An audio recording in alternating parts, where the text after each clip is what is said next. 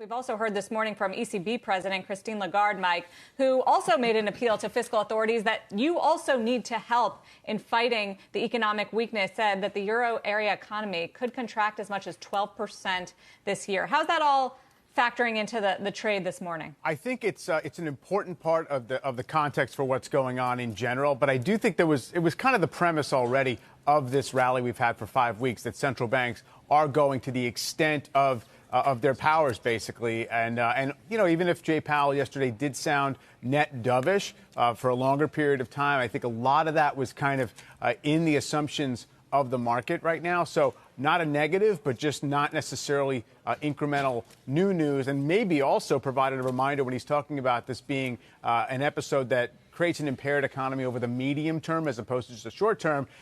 Maybe a stop and think moment for investors who have spent the last few days at least trying to rush to that point where it's kind of almost pricing in a relatively brief downturn, or at least can try to start handicapping what the restart looks like. So I think that's where we are. And this rally has been so much stronger than one might expect. It's about the strongest rally ever off of a major decline. And we're now up to that moment, post-Fed, getting into a new month of May.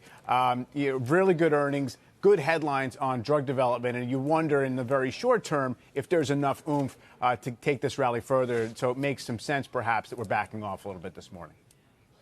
Well, I think one of the key questions as it relates to that is how much can the Federal Reserve and the federal government really do to stem the declines? You get another 3.8 million Americans filing for unemployment claims last week. Next Friday's jobs report is going to be ugly, ugly, ugly. Obviously, this is happening. The stimulus and this relief is happening at an unprecedented scale from the Fed and from the government. But how much can it actually do to stem the tide of what we are about to see for the economy and for the virus, which we have no idea exactly what the path is going to look like once we start reopening? Exactly. No, Sarah, I think that's the right focus. In other words, what the Fed and what Treasury are trying to do is to try and bridge businesses and consumers to that point where they don't have as big of a hit to their finances by the time things restart. But they have no influence over when we restart, really, or what the strength of that recovery looks like. So that's why it's a matter of hopefulness that perhaps when you look at the programs for unemployment and the checks that went out to people, the idea that let's hold them harmless for this stretch of time, but how long is that stretch of time, and is it going to be long enough to buffer the economy? So all those things undetermined. It's clear that the market has been really eager to rush to a spot where we could start talking about, hey, here are the businesses that don't seem very affected. So the NASDAQ is outperforming again today after a couple days of taking a back seat. Those companies seem like they're okay. And then, of course, it was a little bit of a revival trade in the rest of the economy of the markets where people said maybe we've been too pessimistic about the pace of things. So I think that we just don't know. And the market's kind of laying its bets along that spectrum each day.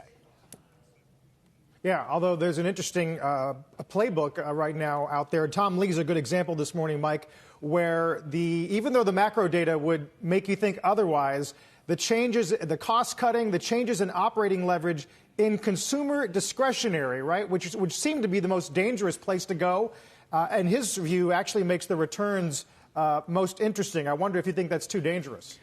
I don't know about dangerous. I think it can be somewhat aggressive. Obviously, it depends on where you're looking within consumer discretionary. Amazon's 40% of that sector at this point. So if you're looking outside of Amazon, sure, I guess you can say if you were concerned this year that the big headwind for companies was going to be labor costs and profit margins and all the rest, then that's not the game right now. And it does relate to another storyline, which I think is starting to get some pickup, which is let's give everybody a reset.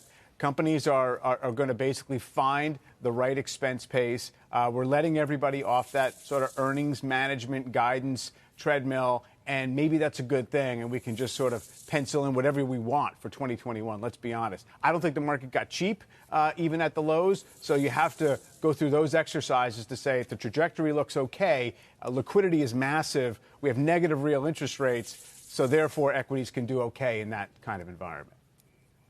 Right. I think that on that point, that's sort of what Jim Paulson said this morning on Squawk, is that when you consider the changes in the 10-year yield from a year ago, or when you consider the changes in central bank support, he said in his words, it's not a gross violation that you're within, say, 15% of your all-time high. I would say that's correct. It's not necessarily some kind of outlier result that we are only that far from an all-time high. And I guess I would add to it is if, you believe, as history shows, the market does best when things are really bad, getting less bad, and when we get central bank support that is arguably in excess of what might be needed for the corporate sector, which maybe that was the story of last year, and who knows, it might be this year, then that's when equities tend to be the beneficiary. So all those things working in favor, I don't know if that means it's the right price. It also wouldn't be an injustice if the market backed off 10 or 15% from here because there is such a wide range of potential outcomes.